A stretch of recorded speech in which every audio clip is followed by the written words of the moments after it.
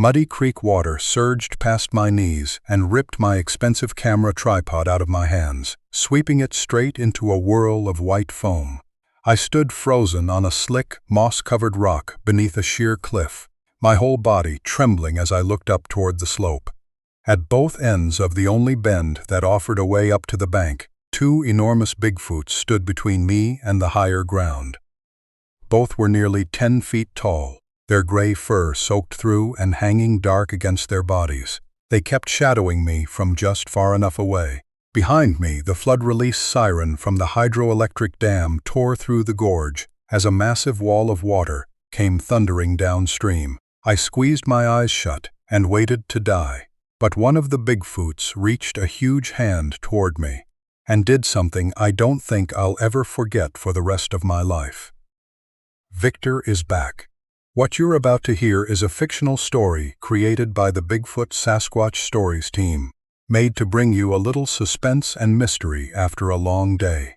If you enjoy adventures like this, subscribe to the channel and keep traveling with me. Now pull your chair a little closer and let's follow Mark step by step through the Skagit Gorge. Mark Castellano moved carefully across the wet creek stones, his hiking boots slipping slightly whenever moss covered the rock.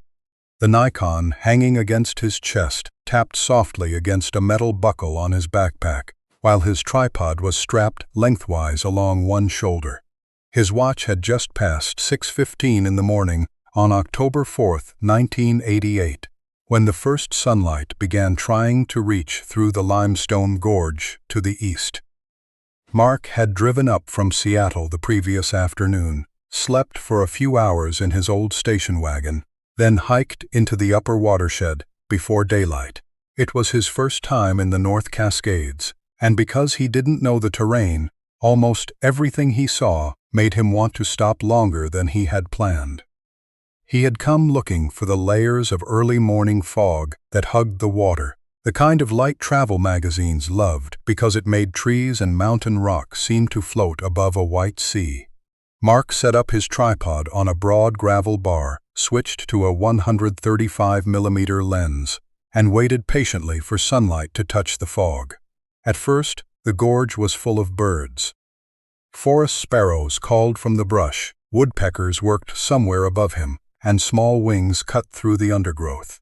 Then, while Mark was adjusting the aperture, the sounds around him began dropping away. In less than a minute, almost every bird had gone quiet. He looked up, expecting to see a hawk overhead, but the sky was only a narrow gray strip between two rock walls. Mark stood still and listened. At that point, the creek was only ankle-deep, running clear between black stones. A pine branch moved slightly on the slope to his left even though there was no wind. Then a rounded rock about the size of a man's fist rolled down the hillside, struck stone twice, and splashed into the creek less than 3 steps from his boots. Mark jumped back and almost stepped on the tripod. He searched the slope, but saw only ferns, exposed roots, and moss-covered deadfall.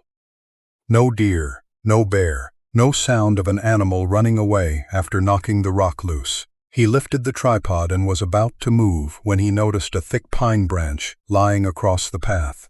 The branch was almost as thick as his wrist and was still attached to a low tree at the forest edge. But someone or something had bent it downward at almost a right angle. The bark had split recently, exposing pale wood still wet with sap. Mark leaned closer. The break wasn't dry, and the needles hadn't wilted. Whatever had bent that branch had done it not long before he arrived. Mark tried pulling the remaining section down with both hands, but all he managed to do was shake the tree. Breaking it at that angle would have taken far more strength than he had. In a shallow patch of water, Mark noticed 2 overlapping footprints pressed into the mud along the bank, their edges already beginning to fill with water again. They pointed downstream, away from him. He looked at them for only a few seconds before stepping past. At the time, he didn't understand that those tracks had been made before their encounter. Mark took 2 quick photographs out of professional habit, then told himself a black bear might have passed through.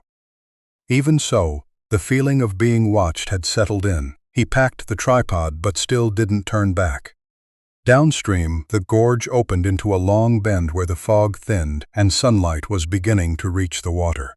Mark told himself he would go only a few hundred yards farther, find one more composition, then return along the same route. He didn't know the bent pine branch wasn't a sign left by an animal that had just heard him.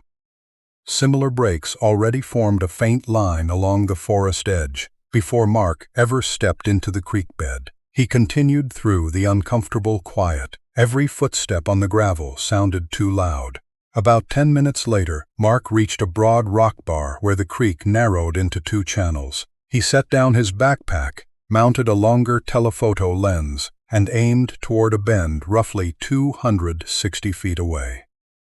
At first, the viewfinder held only fog, low willow brush, and a dead tree lying across the bank. Mark adjusted focus again. A dark patch near the water moved. His first thought was a bear standing upright. Then the figure stepped fully into the creek and continued walking on two legs as though that were the natural way to move. Mark kept his eye behind the lens, and it took several seconds for his mind to understand the scale. The Bigfoot stood more than 8 feet tall, covered from head to foot in dark gray-brown hair. The shoulders were broad, but the waist narrowed more than a bear's. Both arms hung past the knees and swung slowly with every step. The body leaned slightly forward, and enormous feet came down flat in the shallow water without slipping on the rocks. Mark stopped breathing. He turned the focus ring until his fingernails scraped against the metal. Through the thin fog, the Bigfoot's face became clearer. There was no long muzzle. The face was relatively flat, with a low forehead, heavy brow ridge, and a broad, dark nose. Hair grew thick around the cheeks and neck, but thinned across the center of the face. This wasn't any bear Mark had ever photographed, and it didn't look like a person wearing a costume. The arms, shoulders, and stride moved too smoothly and carried too much weight. He pressed the shutter by reflex.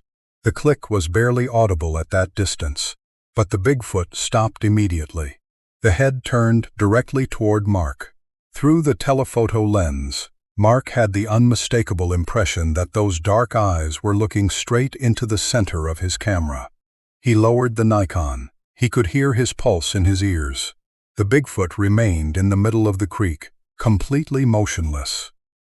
Suddenly, 260 feet didn't feel like much distance at all. Mark took one step backward. The Bigfoot didn't charge. The body simply shifted weight onto the left leg, then turned toward the upstream slope as though listening to a sound Mark couldn't hear.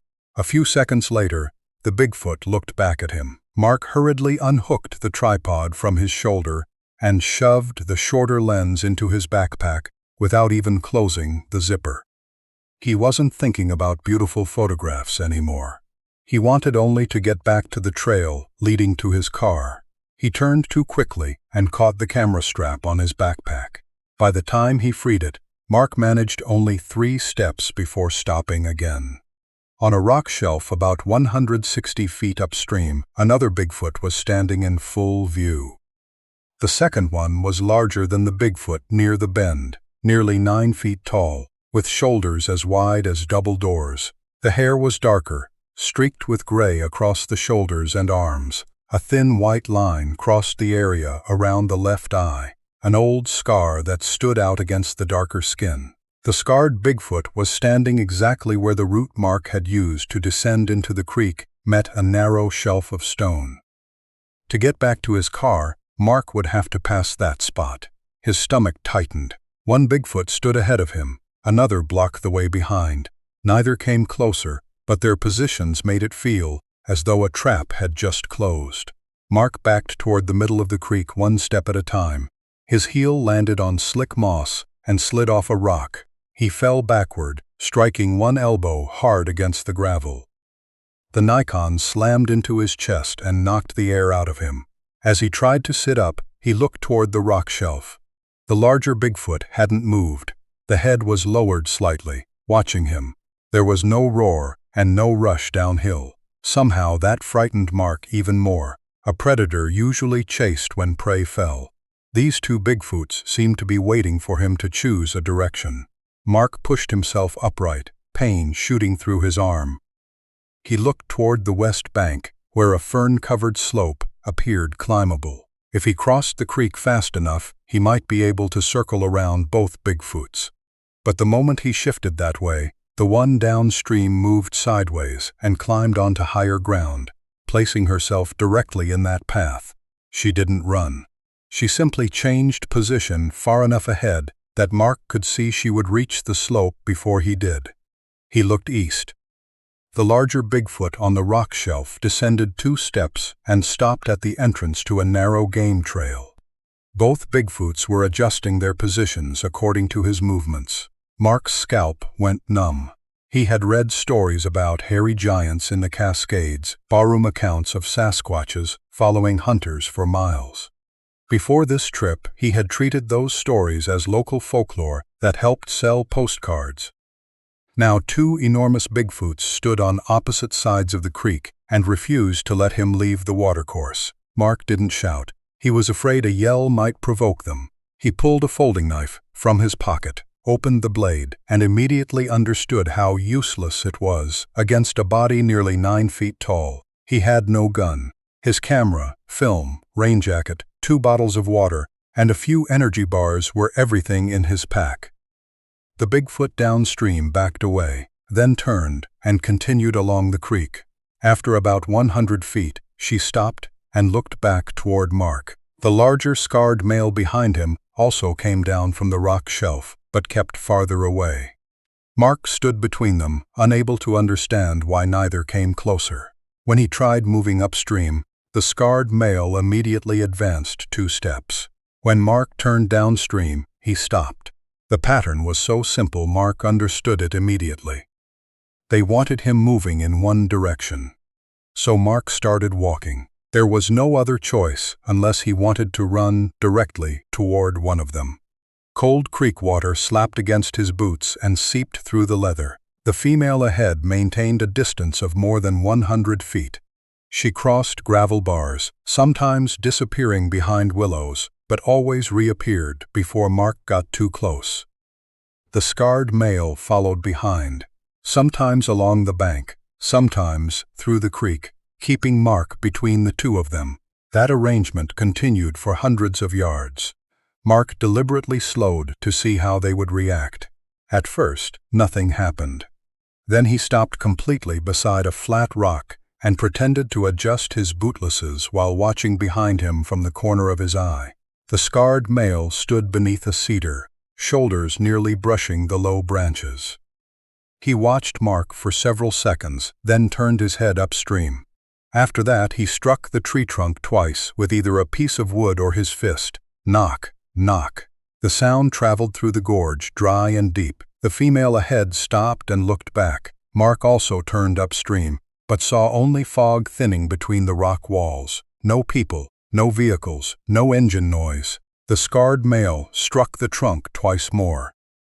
Mark couldn't tell whether the signal was meant for him or for the female, but either way, he stood and started walking again. The knocks didn't repeat. Whenever Mark increased his pace, the female moved faster just enough to maintain distance. Whenever he slowed, the scarred male shortened the gap slightly. They never came closer than about 100 feet, but they also never allowed him to disappear from sight for long. Mark was beginning to understand that this wasn't a random encounter anymore. The 2 Bigfoots were coordinating. Mark tried to memorize landmarks as he went: a jagged rock wall, a lightning-scared cedar, a fallen log blocking half the creek. By the time he passed them, he estimated the Bigfoots had forced him almost half a mile downstream. The backpack and tension were making his breathing heavier. When he drank, his hand shook enough to spill water down his shirt. There were several moments when Mark believed he could make a run for it. The female disappeared around a bend, and the scarred male was hidden behind a rock bank. Mark sprinted toward the forest slope on his right. He hadn't made 10 steps before a heavy branch ahead shook violently. The female appeared on higher ground, moving far faster than the slow pace she had shown in the creek. She didn't come after him. She simply stood there and watched. Mark returned to the creek immediately. The strangest part was that neither Bigfoot made threatening sounds. No howling, no charging. Nothing was thrown at him. They simply kept placing themselves where one direction or another became impossible. Mark began thinking of livestock being herded. If that was what this was, then the most frightening question wasn't whether they could catch him, it was where they wanted him to go. The sun climbed higher and turned the fog into thin bands drifting across the rock walls. Mark took several photographs out of professional instinct, mostly when the Bigfoots were backlit at a distance. He never stopped long enough to focus carefully. Every shutter click made him feel foolish, but part of his mind still understood that if he survived, these might be the most important photographs he had ever taken. About a mile from where he had first seen the female Bigfoot near the bend, Mark stopped beside a broad rock bar to catch his breath. Both knees were aching. The female stood at the edge of the bank ahead, her gray-brown body clear beneath the pale sunlight. The larger scarred male stood behind him in the creek, the white mark across his left eye more visible when he tilted his head. Then, almost at the same moment, both Bigfoots turned and looked upstream. Mark looked too. There was nothing but the gorge stretching away through the morning light. A few seconds later, the female looked back at him, then began moving downstream faster. The scarred male struck a tree twice. Knock! Knock! Knock! This time Mark could feel the urgency in the sound. He didn't know what was making them impatient. They had stayed with him for nearly a mile without attacking. They could cross this terrain much faster than he could. Yet they were deliberately keeping their distance and forcing him to continue downstream.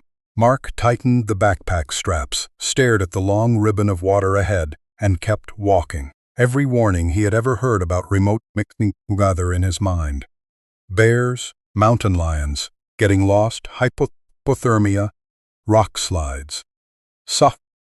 None of those warnings had ever explained what to do when two enormous Bigfoots seemed intelligent enough to block every escape route a man tried to use.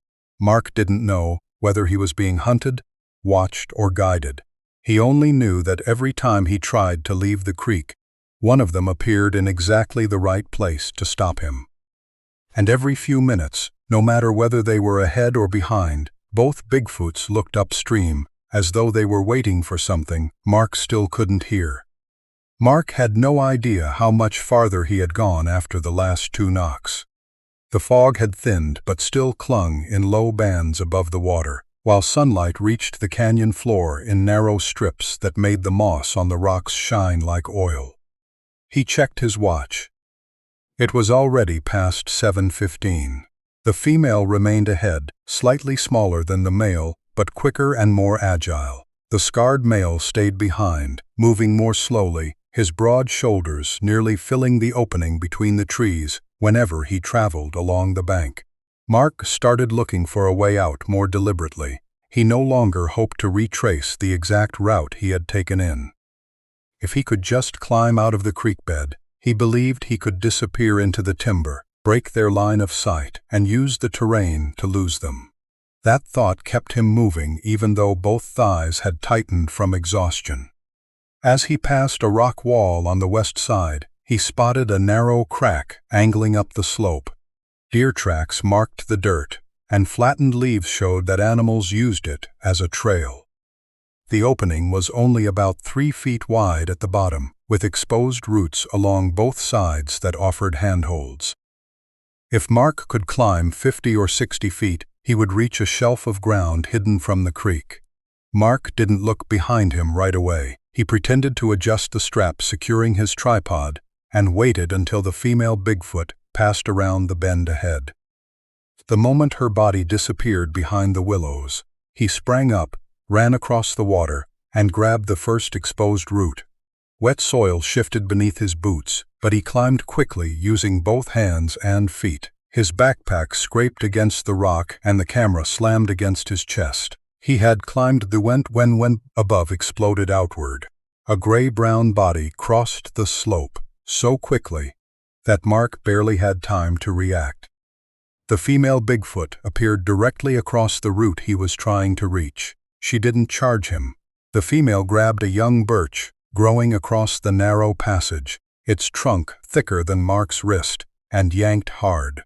The tree bent with a sharp crack and snapped near the base. She dragged the broken trunk down across the climbing route, branches and leaves, scattering wet soil everywhere.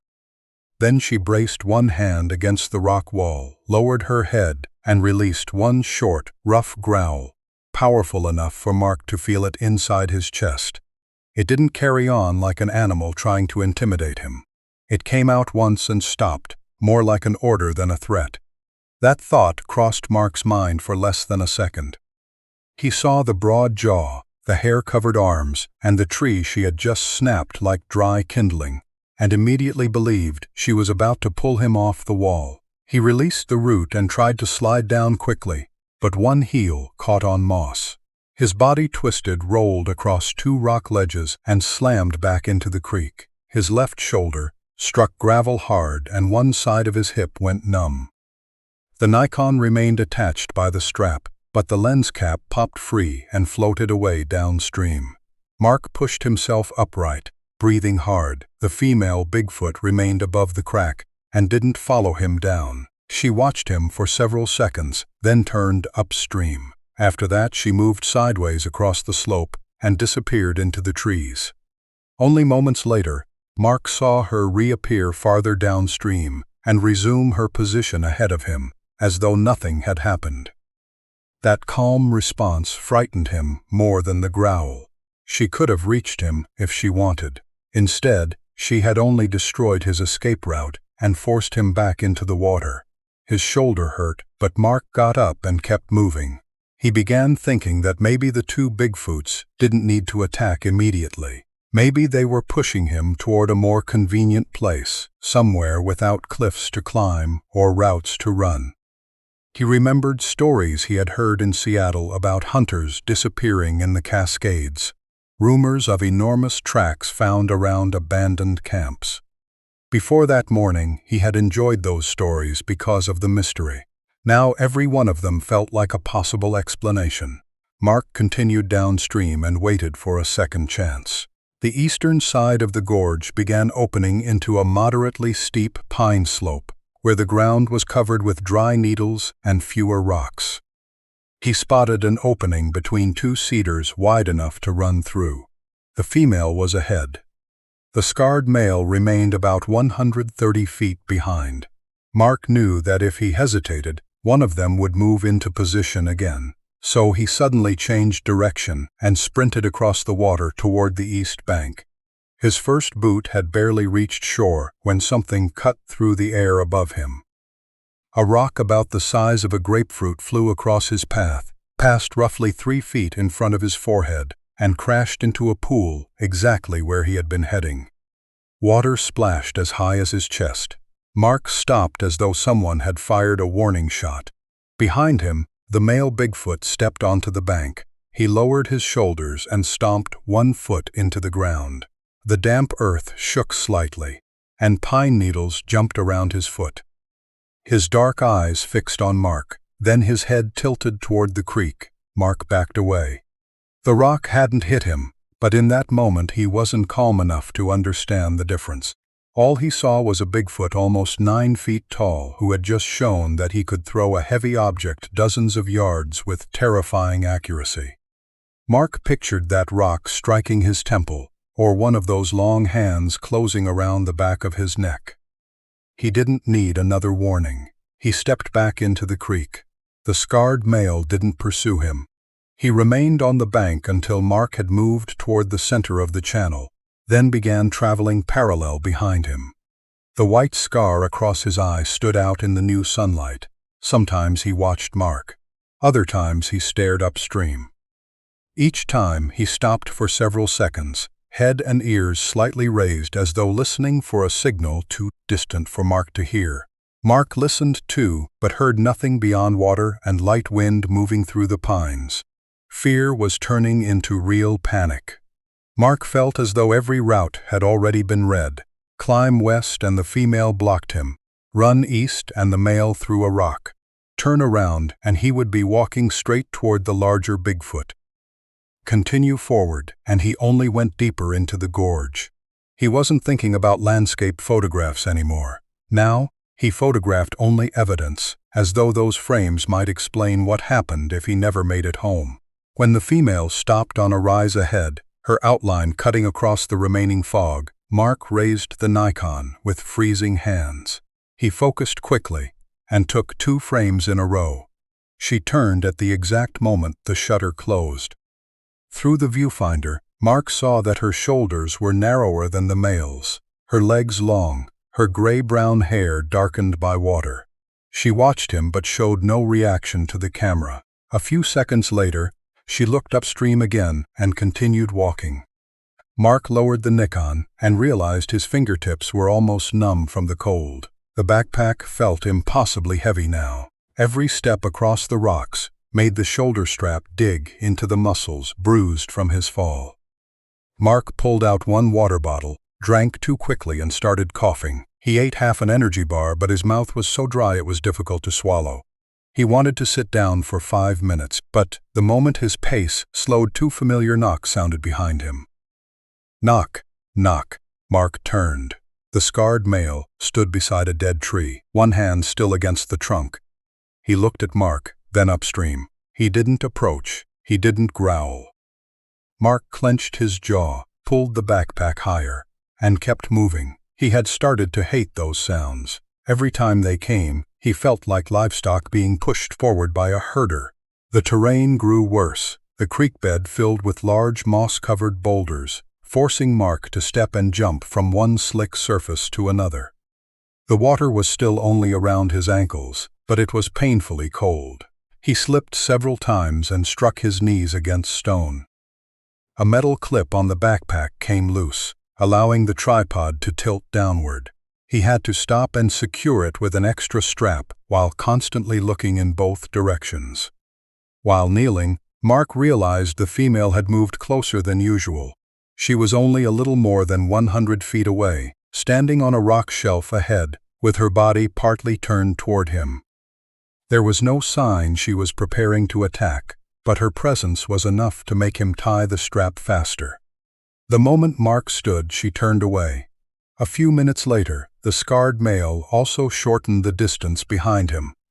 Both Bigfoots seemed to tighten their control whenever Mark slowed down. Mark considered the worst explanation again. Maybe they were hungry. Maybe they wanted to keep him moving until exhaustion did the work for them. Plenty of predators didn't attack immediately. They followed, pressured, and waited for prey to make a mistake. These Bigfoots were smarter than wolves and stronger than bears. If they truly worked together, Mark knew he had no chance. He took several more photographs when both Bigfoots appeared within the same rare line of sight. The female stood downstream against the light near the bank, while the male appeared as a massive form between 2 pines behind him. The first shot blurred because Mark's hands were shaking. Drew a breath, pressed his elbows against his chest, and took a second frame. As the shutter closed, both Bigfoots turned upstream at the same time. Mark noticed it clearly. It wasn't one looking first and the other copying. Both reacted almost together. They stood completely still for several seconds. Then the female increased her pace downstream. The scarred male made a very low throat sound and began moving faster too. Mark checked his watch. It was almost 7:40. He had no idea what upstream could make both of them so alert. Maybe another group was there, maybe people, maybe a predator even larger than they were. The thought of something that could make 2 Bigfoots nervous didn't make Mark feel any better. He started moving faster after them, not because he trusted them, but because he didn't want to become trapped between whatever they were avoiding and the Bigfoots themselves. The next several minutes became nothing but slick rocks, fast breathing, and water striking his boots. Mark couldn't maintain a steady pace anymore. He kept looking over his shoulder until his neck hurt from the tension. Behind him, the scarred male never allowed Mark to disappear from sight. Ahead, the female sometimes vanished around a bend and then appeared in a new position. always close enough to close off another route. At around 7:50, Mark stepped into a shallow stretch and immediately felt that something had changed. The water wasn't clear anymore. A muddy brown band was spreading downstream, carrying dead leaves and small pieces of bark. He looked down. Within seconds, the water around his boots had turned completely earth-colored. Large bubbles rose between the rocks and burst with small popping sounds. The water was already touching higher on his ankles than it had only minutes earlier. Mark looked toward both banks, searching for signs of rain in the higher country, but the sky above the gorge remained bright. There was no thunder. No storm around him could explain water changing this quickly. He reached a rock that had been dry along the edge earlier. Now, water covered it. The female ahead turned around. For the first time, Mark saw her looking not only at him, but directly at the creek. She climbed onto higher ground and released a short grunt. The scarred male behind him also stopped and stared upstream. Both Bigfoots looked more tense now. A stronger surge hit Mark across the calves. He spread his feet to keep his balance. In only a few minutes, the water had risen from his ankles to nearly halfway up his lower legs. What had once been separate little channels between the rocks were joining into stronger currents, carrying gravel that rattled beneath his boots. A dry branch floated past much faster than normal and became wedged against a boulder downstream. Mark climbed onto a low rock in the middle of the creek to get a better look. From there, he could see the upstream water darkening into a continuous brown flow. There was no visible wall of floodwater yet, but the volume was clearly increasing. His first thought was a flash flood, but the forecast he had heard before the trip hadn't mentioned heavy rain for days. Maybe there had been rain farther up in the mountains, maybe some natural lake had broken loose. The scarred male suddenly stomped once and gave a short growl. This time, it wasn't directed at Mark. It was aimed toward the female. She immediately started moving downstream faster, choosing a route along higher ground. Mark watched her and realized how much her pace had changed. The fear of being hunted was still there, but another thought began pushing into it. The Bigfoots didn't like the rising water either. Mark stepped down from the rock and continued following the creek because every other route had already been blocked. The water was now close to his calves and cold enough to make the muscles in his legs cramp. He raised the Nikon higher against his chest, zipped his jacket, and tightened the backpack straps. The tripod was still secured along his side and kept striking the rocks. After another bend, the current suddenly became stronger. Mark planted one foot, but the flow knocked his ankle sideways. He had to grab a boulder to keep from falling. The female turned toward him, made one short rough sound, then pointed or swept one arm downstream. Mark couldn't tell exactly what the gesture meant. In his mind, all of their behavior was still colored by the same conclusion. They were driving him somewhere. But for the first time, that conclusion began to crack. If they wanted to eat him, why had they kept their distance all morning? Why had the rock missed his head? Why had the female only broken a tree across his escape route and then moved away?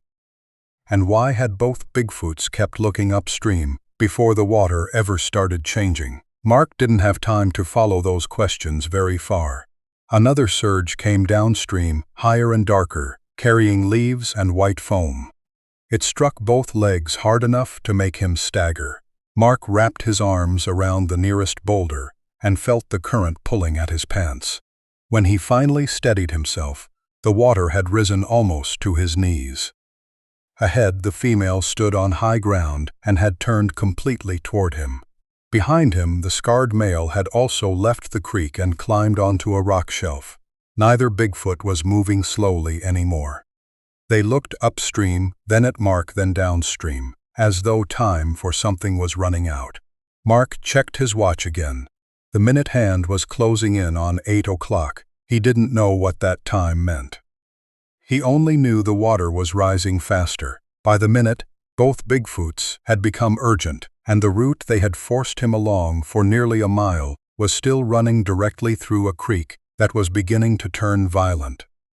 Almost exactly as the hands on Mark's watch reached 8 o'clock, about 3 miles upstream, Garrison Price began the final safety check before opening the morning release gates.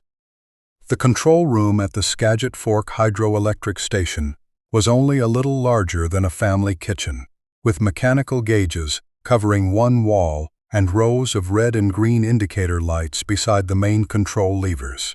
Garrison was 54 and had worked there for more than 20 years.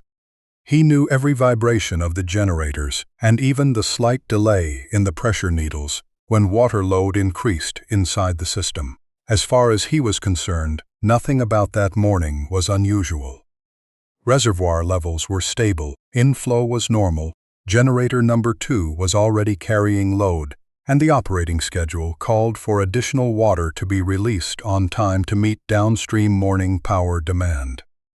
Garrison checked the operating log, compared the 2 pressure gauges, then signed the 8 o'clock entry just as he had done hundreds of times before. The small station had no camera system covering the entire gorge.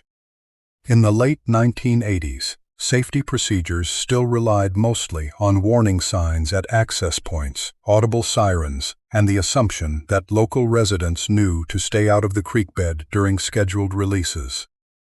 The section of gorge Mark was walking through lay deep beneath the rock walls, far from the main road and completely out of sight from the control room. Garrison had no idea that a photographer visiting the North Cascades for the first time was standing directly inside the channel where the water level would begin rising only minutes later. He put on his glasses, checked the wall clock, and placed one hand over the warning siren control. Procedure required 3 warning blasts before the gate opened. Garrison pressed the button once. A long, deep horn sounded from the siren assembly on the station roof, bounced off the mountain walls, and traveled down the gorge. He waited the required interval, sounded it a second time, then a third. To Garrison, it was simply a routine repeated every morning. After the final warning, he eased the release gate control open one step at a time and watched the flow gauge begin to climb. The piping beneath the floor vibrated faintly. Water in the upstream channel changed rhythm, moved faster through the outlet, and began rushing down into the creek system below. Miles away, Mark heard the first siren as a sound that didn't belong in the forest. Oh, oh! The long warning rolled between the canyon walls so strongly that he couldn't tell where it was coming from. He was standing in water, already close to his knees, feet spread wide to keep his balance. The female Bigfoot downstream stopped the instant the siren sounded. She turned upstream, her whole body going tense. The scarred male behind Mark immediately climbed onto a higher rock shelf and looked in the same direction. The second siren reached them. Mark lifted his head and searched for the source. For the first few seconds, he thought it might be a Forest Service vehicle or a signal from some distant construction site. But the sound was too loud, too even, and seemed designed to fill the entire gorge. He hadn't studied his maps closely enough to know there was a small hydroelectric station upstream. By the time the third warning sounded, the water around his legs had turned fully brown. A long branch spun around the bend, struck a rock hard, then disappeared downstream. The female Bigfoot gave a short growl, but this time she wasn't looking at Mark. She was looking directly toward the scarred male. He answered with a low grunt. Both Bigfoots began moving quickly. Mark realized they weren't running at him. They were moving parallel to him toward higher ground, repeatedly looking back to make sure he was still in the creek. That was the moment when part of Mark's mind finally began putting together everything that had happened since dawn. The pine branch had been broken before he arrived. The muddy tracks had pointed downstream, which meant at least one of the Bigfoots had already been leaving the area before either of them noticed him. Every few minutes, both had looked upstream. When Mark tried climbing the western crack, the female didn't attack, bite, or drag him down. She only broke a tree across the route and gave one short growl. When he tried escaping up the eastern slope, The male's rock passed in front of him instead of hitting him. They always stayed far enough away not to touch him, but they never allowed him to leave one particular direction. Mark stood frozen in the rising creek, even as the current pushed harder against his legs. A new possibility entered his mind, frightening in a completely different way. Maybe the two Bigfoots had never been hunting him. Maybe for nearly a mile they had been forcing him away from the upper gorge, along a route they believed was safer. The way they kept looking behind them no longer seemed like predators monitoring prey. It looked like they were waiting for something that happened on a schedule, something they knew was coming. Mark couldn't know how they might have learned that pattern. But if the hydroelectric station released water at roughly the same time every day, Bigfoots, living around the gorge for years, could have learned the relationship between the siren, the morning hour, and the creek becoming dangerous. It wasn't a scientific conclusion. It was simply the only explanation Mark had that made every earlier action fit together. And if he was right, he had spent nearly 2 hours fighting against an attempt to save his life.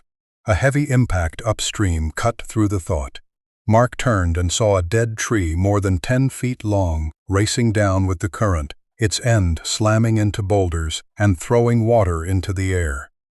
It swept past the place where he had been standing less than a minute earlier. The creek was now at his knees and still climbing. Gravel bars that had been exposed that morning disappeared beneath the surface. Smaller channels merged into one powerful main flow, strong enough that Mark could feel the rocks beneath his boots vibrating. For the first time since the strange pursuit began, the scarred male moved closer. He stood on a rock shelf along the west bank, little more than 60 feet away, lifted one long arm and swept it forcefully downstream. The female made the same motion. From ahead, Mark no longer saw them as two Bigfoots blocking his escape. He began looking where they were pointing. Mark tried to move faster. Cold water squeezed around his legs, and every step required him to test the rock before putting weight on it. The current struck his pants and kept pushing him sideways. He unfastened the tripod from his backpack so he could balance more easily, and carried it in his left hand. The Nikon rode high against his chest. He crossed a deeper channel, slipped, but managed to catch himself against a boulder. The female immediately stopped ahead and turned fully toward him, then stepped closer to the bank and stepped closer to keep coming, as though urging him to keep coming. The creek began narrowing between two steep rock walls. It was the last terrain Mark wanted to see. In the wider sections, he still had some chance of finding high ground. Here, the western wall was almost vertical, with only a few thin roots growing from cracks. The eastern side was a slick, sloping rock face covered in moss, too steep to climb while carrying a pack. Water was being squeezed through the narrow passage, and the current was clearly accelerating. Ahead, Mark saw a large boulder rising from the middle of the creek, its upper surface relatively flat. Beyond it, the gorge widened slightly. He decided to use the boulder as a temporary resting point, then look for a way across to the bank. The female Bigfoot was already on the other side, standing on a higher ledge. The scarred male remained behind Mark, moving faster now. Mark stepped onto a submerged rock, but a sudden surge struck from the left. His right foot slid free. He fell sideways, and water immediately poured into his pants and jacket.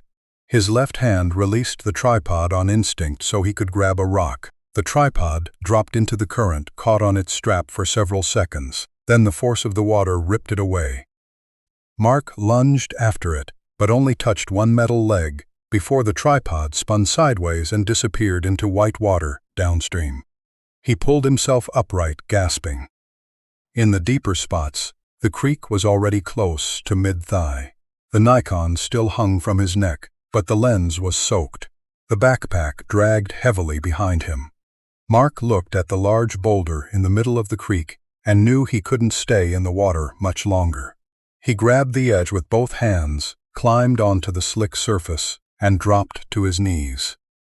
The boulder stood less than 3 feet above the current, enough to give him temporary relief from the force of the water, but nowhere near enough if the level kept rising.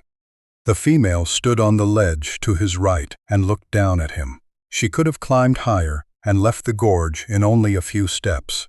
The scarred male had also reached a dry rock shelf behind him. Mark waited for them to leave.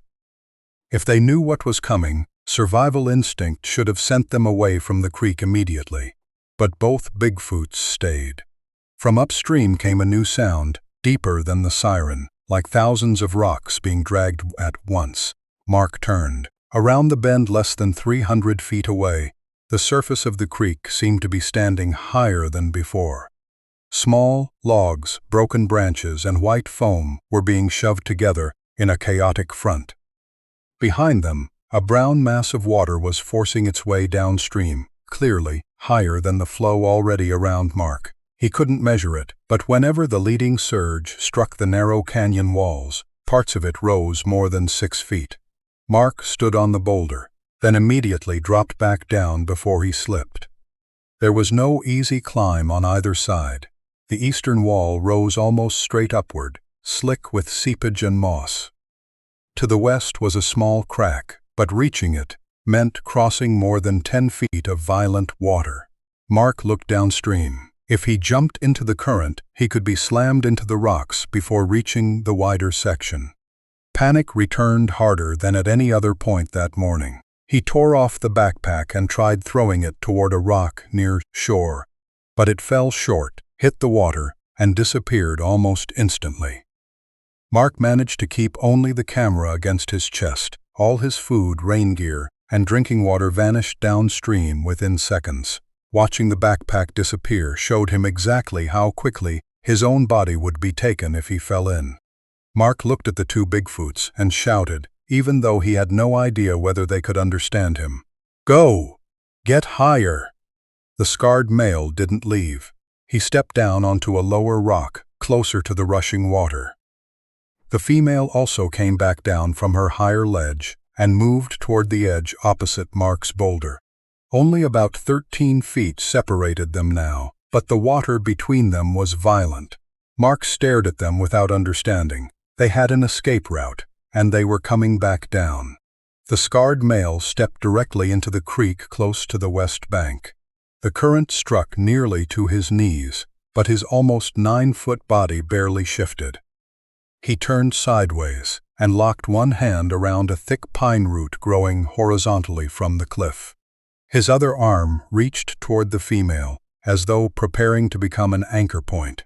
She moved carefully down the slick rock, choosing each foothold quickly but precisely. She wasn't looking at the wall of water anymore. She was looking at Mark. Mark backed toward the rear edge of the boulder until there was nowhere else to go. The old fear was still inside him.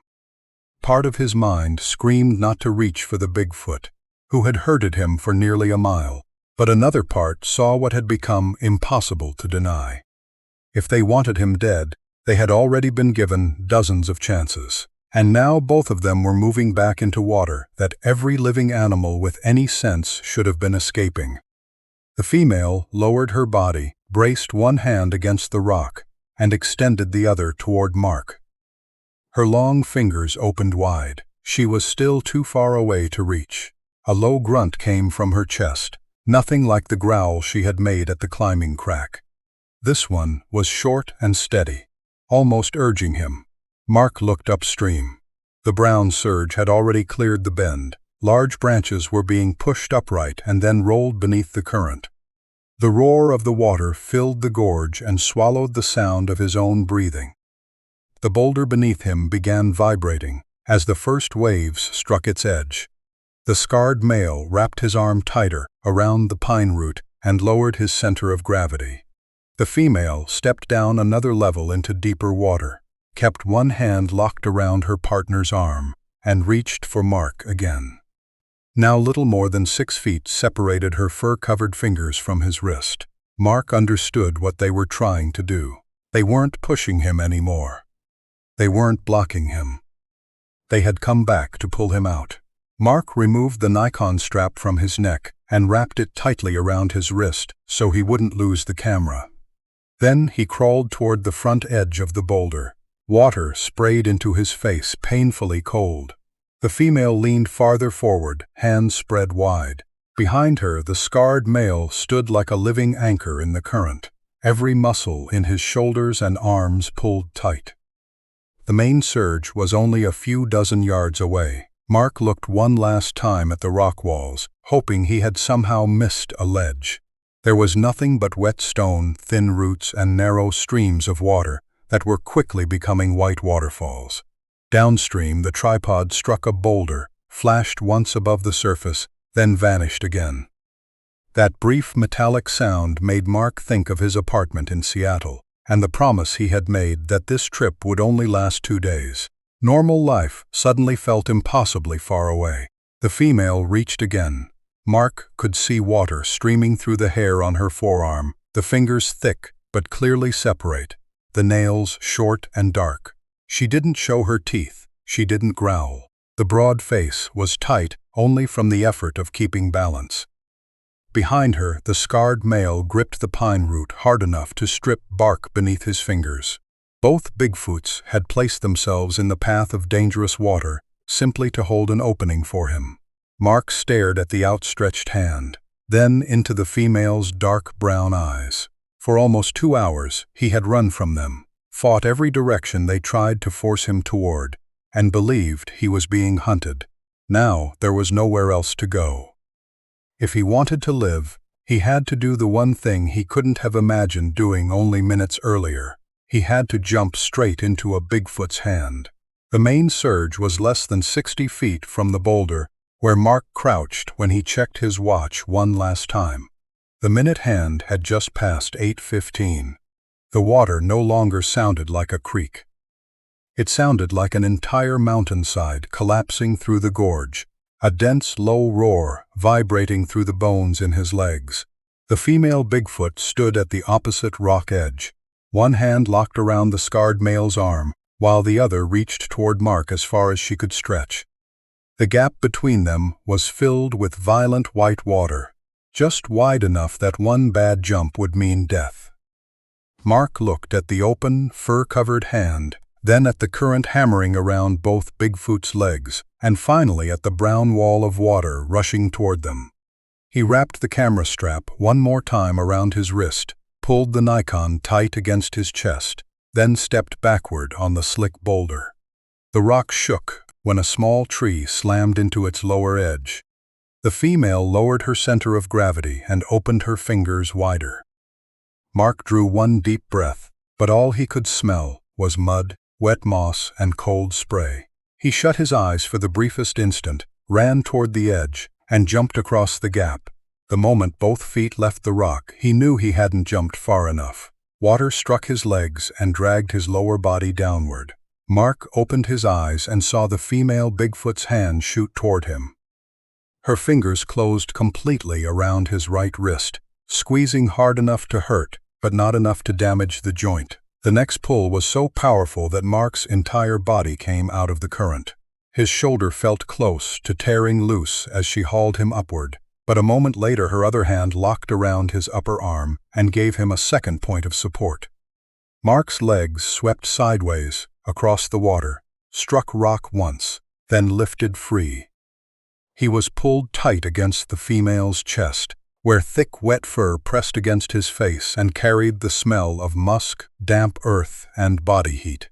Less than a second later, the leading wall of water struck the boulder where Mark had been standing. The impact exploded through the gorge. The massive rock shook violently, and part of its edge broke away and vanished into the white water. If Mark had stayed there for only a few more breaths, he would have been knocked off before he could react. The female didn't hold him for long. She turned toward the western wall, where the scarred male still had one hand wrapped around a cluster of pine roots, growing sideways from the rock.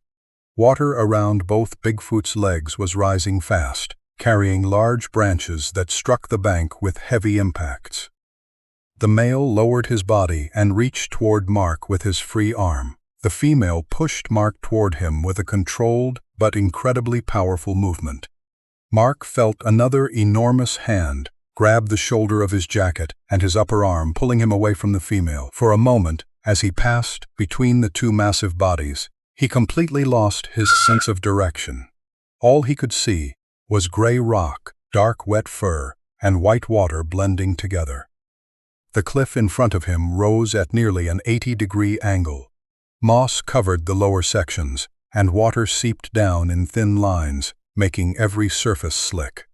The scarred male still held the pine roots with his left hand while his right arm wrapped beneath Mark's armpits and across his torso.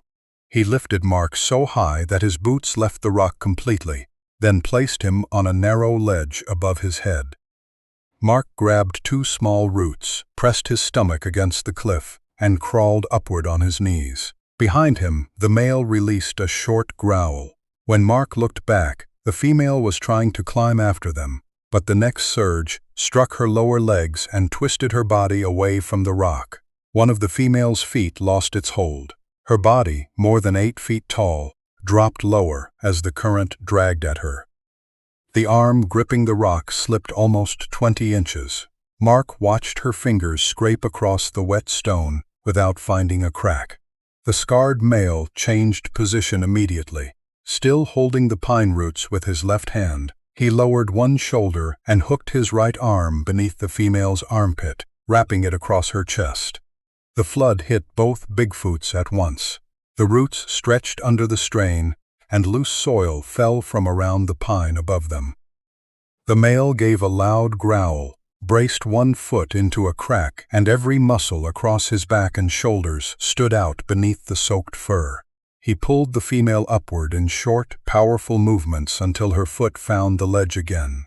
Mark lay flat against the cliff and watched from only a few yards away. He understood that the scarred male was holding all 3 of their lives through one cluster of roots and a handful of narrow footholds in the rock. Mark tried to crawl higher so the Bigfoot wouldn't have to support him again.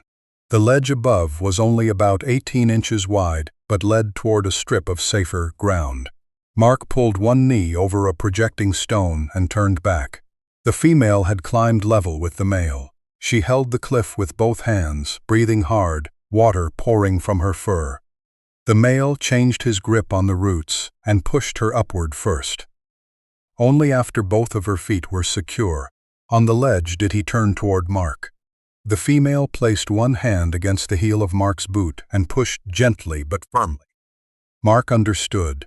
He crawled higher. His palms burned from scraping over the rock, but he kept moving. He grabbed a thick pine root and pulled himself onto the sloping ground above.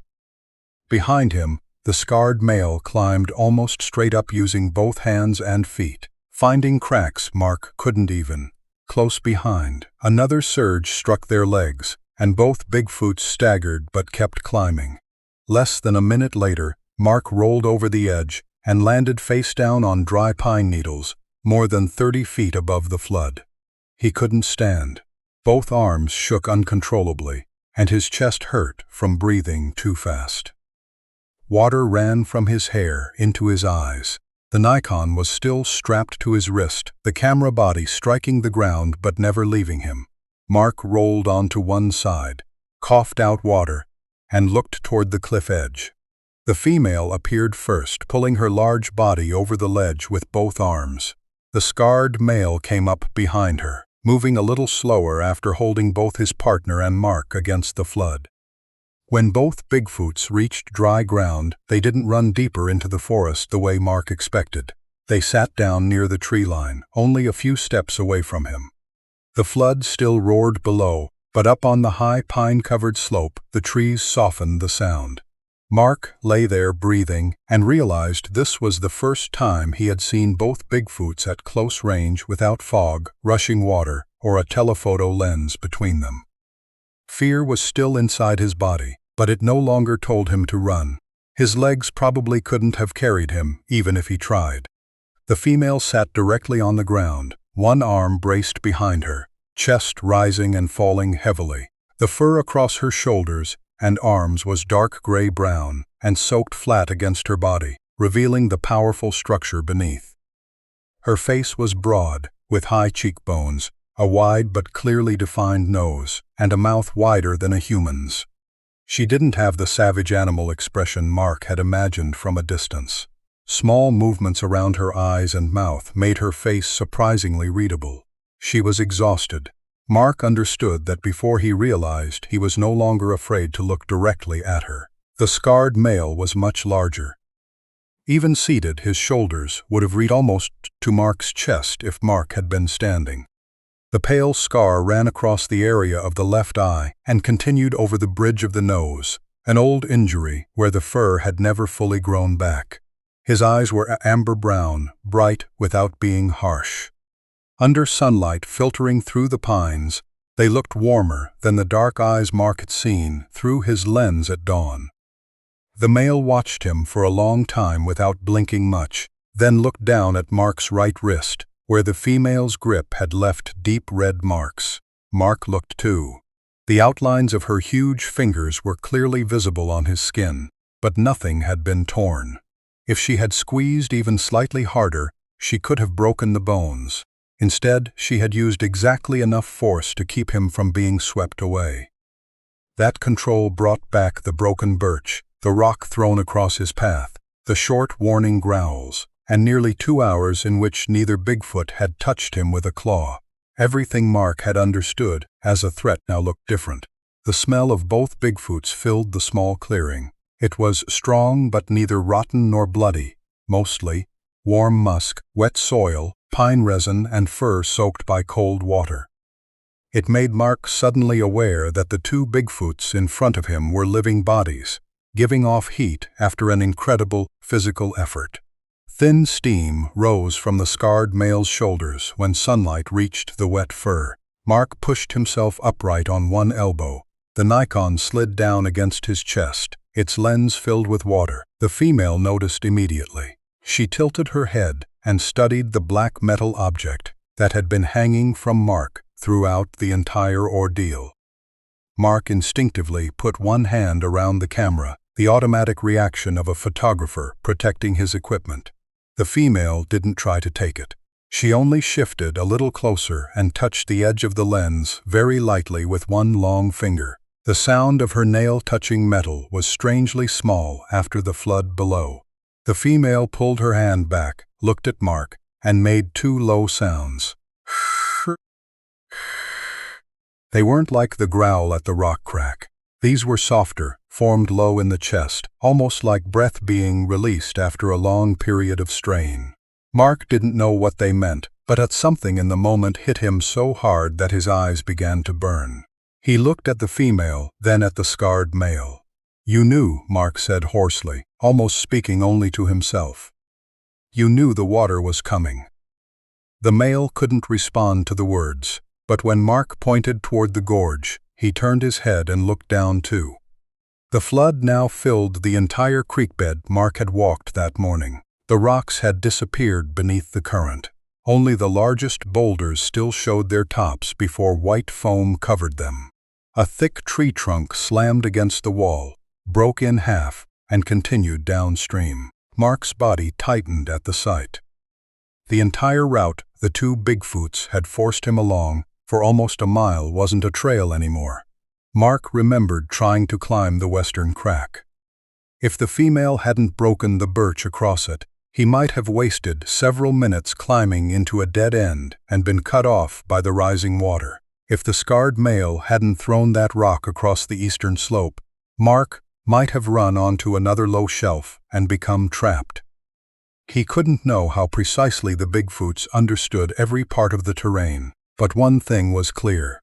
They understood that the creek had a deadline. The scarred male stood first. At close range, his true height forced Mark to tilt his head far back. Water ran from the long hair on both arms as the Bigfoot straightened his shoulders, then shook his whole body hard. Hundreds of droplets flew from the fur and caught the sunlight like fine spray. The female stood too, shook water from her arms, then stepped closer to her partner. Both looked down toward the flood one more time before turning toward the forest. The scarred male walked several steps and stopped. He turned back toward Mark. Sunlight passed through an opening in the trees and fell directly across the pale scar and amber-brown eyes. Mark no longer felt as though he were being examined as some strange object. The look felt more like one final check, as though the Bigfoot wanted to make sure Mark was standing somewhere high enough to survive. Then the male raised one hand to chest level. His palm faced Mark, fingers slightly curved. The gesture lasted only a few seconds. Mark couldn't tell whether it meant stay, goodbye, or nothing more than a natural movement. He raised his own right hand anyway. Pain moved through the bruised wrist, and the female's finger marks were still red across the skin. The female watched the gesture and made another soft "her" sound. She turned first and passed between two cedar trunks. The scarred male followed more slowly and looked back once before ferns and young trees hid his enormous body. There was no violent crashing through branches. After only a few steps, both Bigfoots seemed to disappear into the forest, even though their size should have made that impossible. Mark remained where he was for a long time. The flood continued roaring below, but his body slowly stopped shaking. When he finally tried to stand, his legs were so weak that he had to hold onto a tree. He didn't know whether the Nikon still worked. Water had reached the controls, but the film inside might have survived.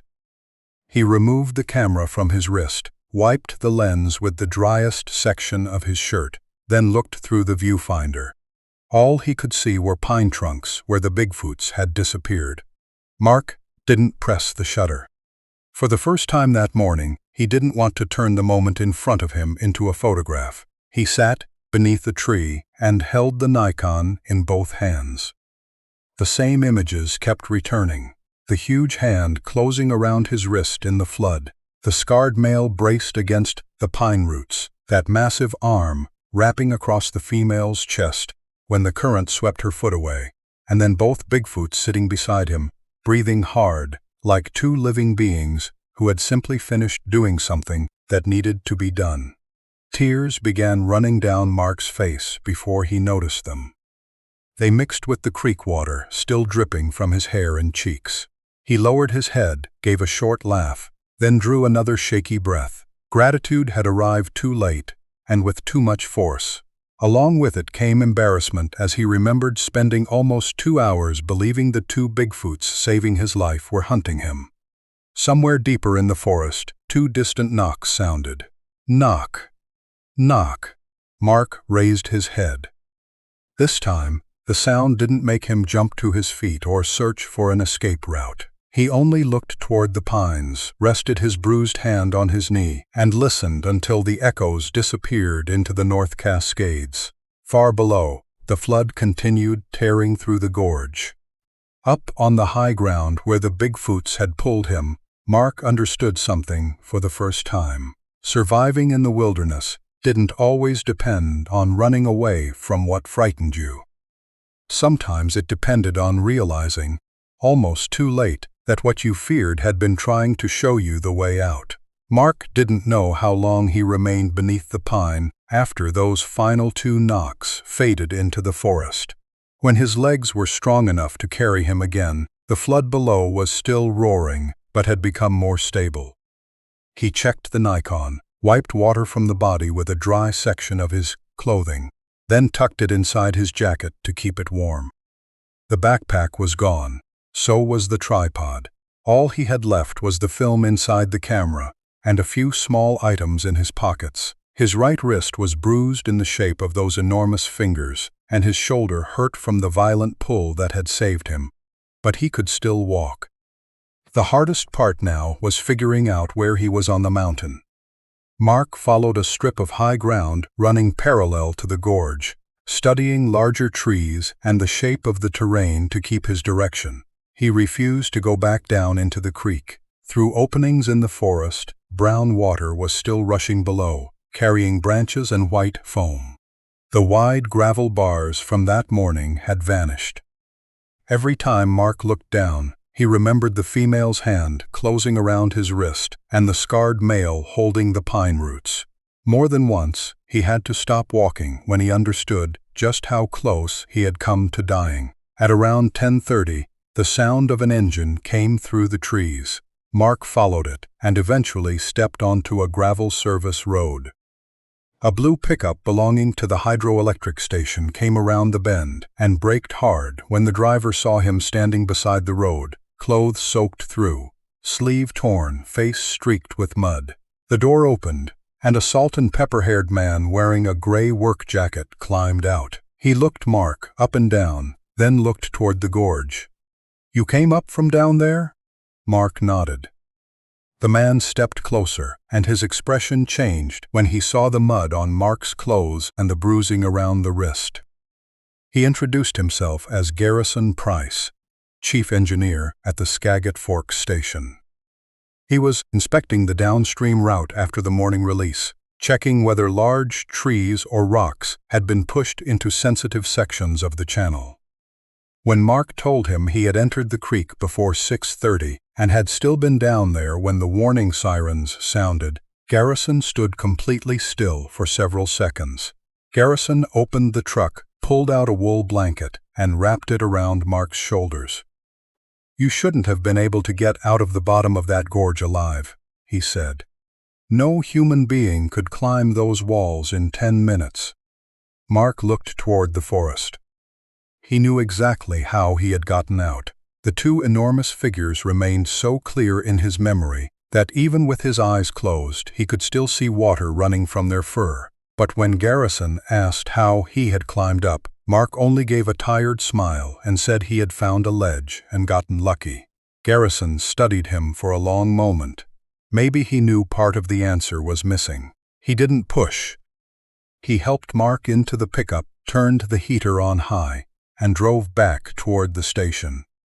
Along the way, Garrison explained that the 8 o'clock morning release had been part of the operating schedule for years. 3 siren blasts were the final warning before the gates opened. Local people knew to stay out of the creek bed around that hour, but visitors sometimes missed the warning signs or entered through unofficial routes. Mark remembered leaving the main trail to photograph the fog and never seeing a single sign. He asked Garrison whether animals in the area ever learned the release schedule. Garrison gave a small laugh, apparently taking it as nothing more than a photographer's question. He said deer and elk usually left the lower flats before the sirens sounded, while bears rarely came near the channel in the morning. "Live around here long enough and everything learns people's schedules," Garrison said. "You don't need a watch, just enough seasons." Mark turned toward the window. That sentence brought every loose piece together one more time. The pine branch had been broken before he arrived. The tracks had pointed downstream. Both Bigfoots had repeatedly looked toward the upper gorge. They had already been moving before the sirens sounded. Maybe every morning they left the creek bed before the release. And when they saw a stranger moving against that pattern, they tried to push him toward safer ground. Mark didn't tell Garrison that theory. He only kept both hands around the wet Nikon beneath his coat. At the station, Garrison gave him hot coffee, bandaged the bruised wrist, and arranged for someone to take him back to his car once the water dropped enough for the route to be safe.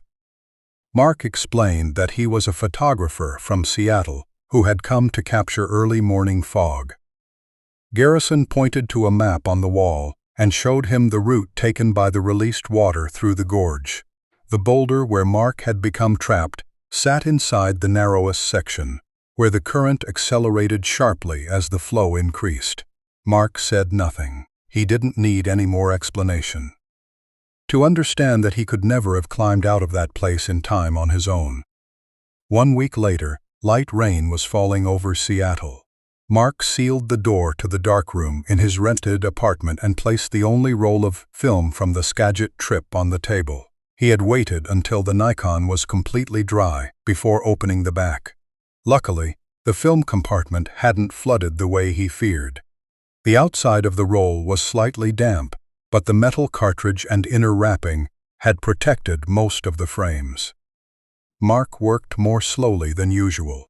He mixed the chemicals, checked the temperature, switched off the white light, and loaded the film onto the developing reel. In the darkness, the sound of water moving through the small sink brought back the flood roaring through the gorge. The smell of developer pulled him into the familiar rhythm of his work, but his hands still shook when he thought about what might be waiting on that strip of emulsion. After developing, fixing, and washing the film, Mark hung the negatives to dry. He switched on the red light and leaned close to examine each frame. The first photographs showed fog, rock walls, and calm water. Later frames showed the broken pine branch, dark shapes along the slope, and several blurred shots taken around the time he fell. Mark moved slowly along the strip until he reached frame 18. Two enormous Bigfoots stood inside the fog. Mark raised a magnifying loupe. The female was closer, her gray-brown body clearly outlined against the bright water. The scarred male stood farther away, taller and broader, though the backlighting hid the scar across his face. What kept Mark sitting motionless wasn't their size, it was their posture. One of the female's arms was extended downstream, elbow slightly bent, hand open. The male behind her had turned his body in the same direction. The photograph didn't look like two animals pursuing prey. It looked like two Bigfoots pointing out a route. Frame 19 was even clearer. Mark had pressed the shutter just as the scarred male climbed onto a rock shelf and looked upstream, while the female turned back toward him. In the background, the creek was still low. There was no flood.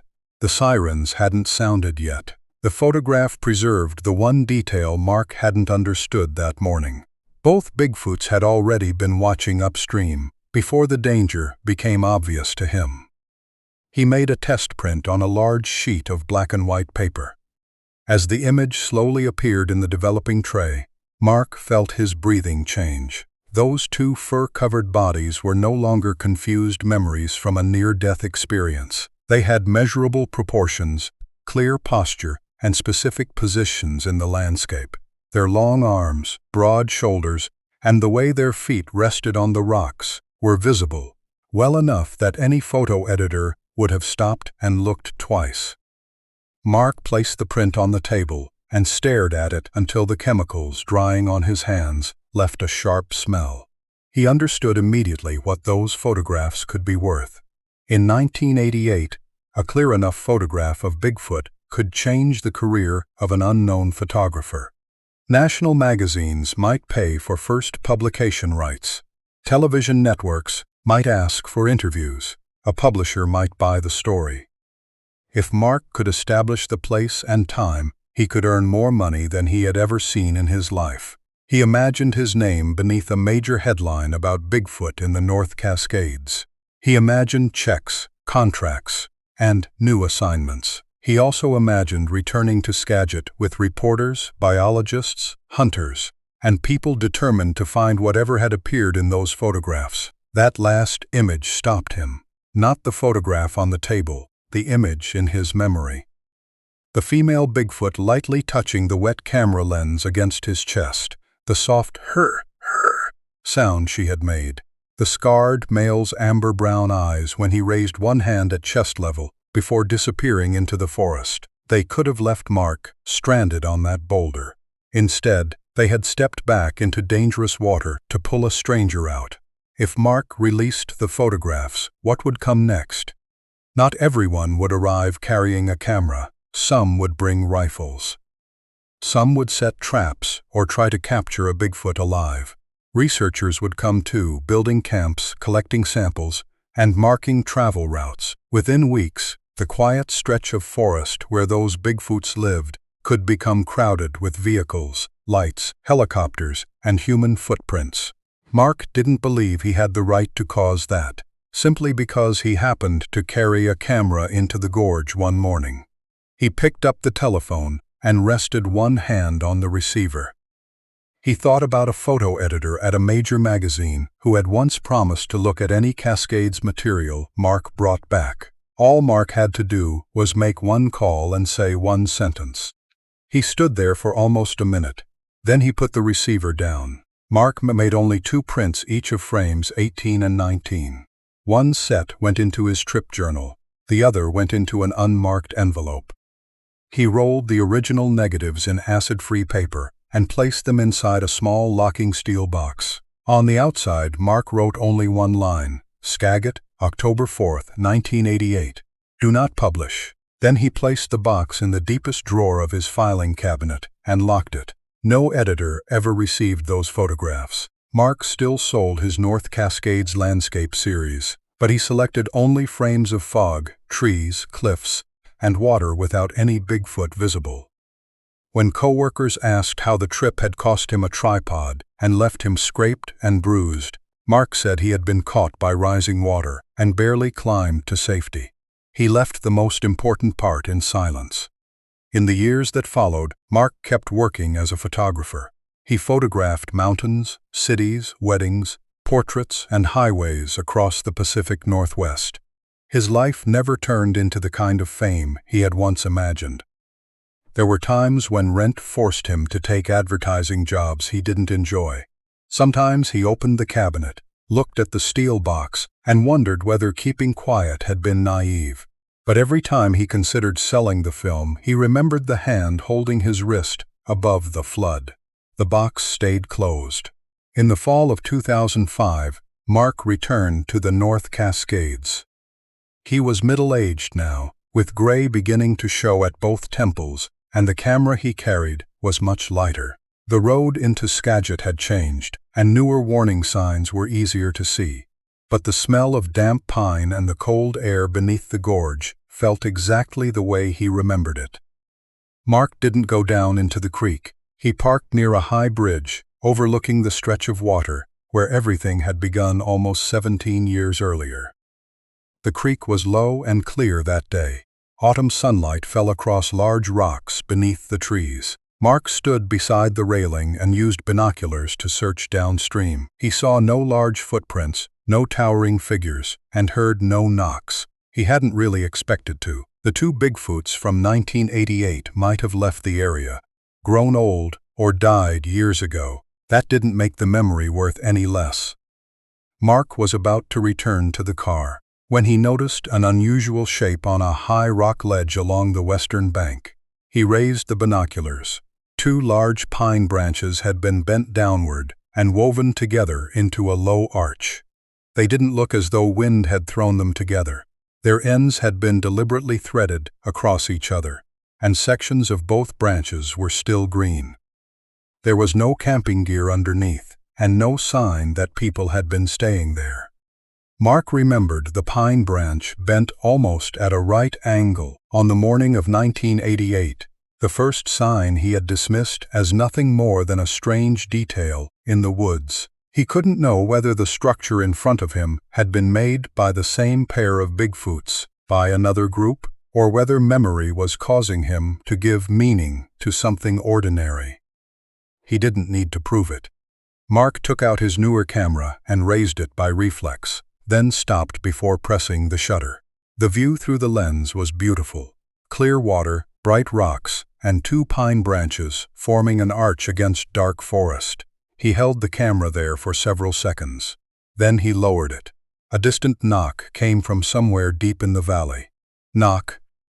Knock. Mark couldn't tell whether it was wood striking wood, a woodpecker, or something else.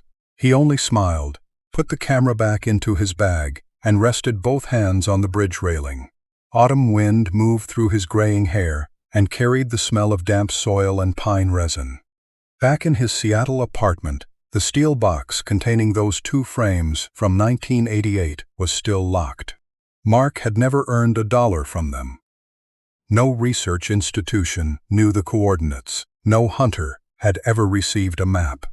To the rest of the world, that morning was nothing more than a photographer nearly dying after wandering into a dangerous gorge. But to Mark, the truth mattered more than the photograph. He had entered the forest, believing that anything unfamiliar should be documented, carried home, published, and explained. He left Skagit understanding that some moments keep their greatest value because a person knows when to stop before turning them into property. Mark looked at the arch of woven pine branches one last time and turned toward the car. Below him, the creek continued flowing across the old rocks, as though that October morning in 1988 had never happened. The forest offered no confirmation. It simply kept the the trees, and enough silence for one secret to remain alive. For Mark, that was enough that day.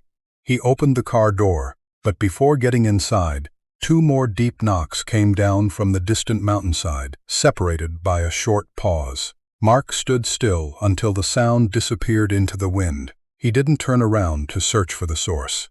He only placed his right hand over his left wrist, where the bruises had vanished long ago, but the memory of that life-saving grip remained perfectly clear.